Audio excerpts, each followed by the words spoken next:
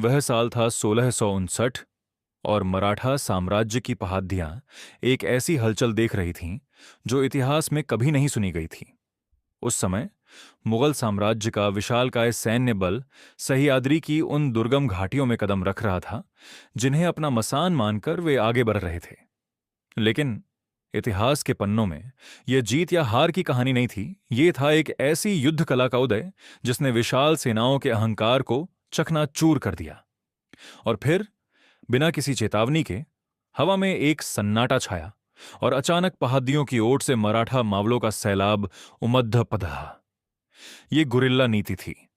मुगलों की भारी भरकम तोपें जो मैदानों में काल बनकर दौड़ती थीं, इन संकरी घाटियों में बेबस खद्दी रह गईं।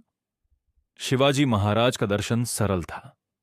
दुश्मन को उसके घर में नहीं बल्कि उन गलियों में घेरना जहां उसका अपना वजन ही उसकी सबसे बद्धी बाधा बन जाए।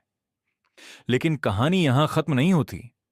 मुगलों के लिए यह केवल एक सैनिक हार नहीं थी, यह एक मनोवैज्ञानिक झटका था। जब तक मुगल सेना संभलती तब तक मराठा सैनिक पहाड़ियों की उन गुफाओं में ओझल हो जाते जिनका पता किसी नक्शे में दर्ज नहीं था।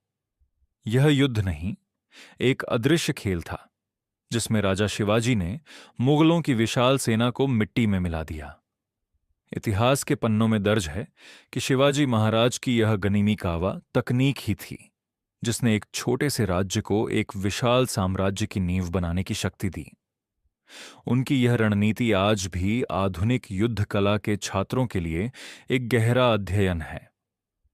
शहादत और साहस की यह गाथा आज भी सह्याद्री की हवाओं में गूंजती है।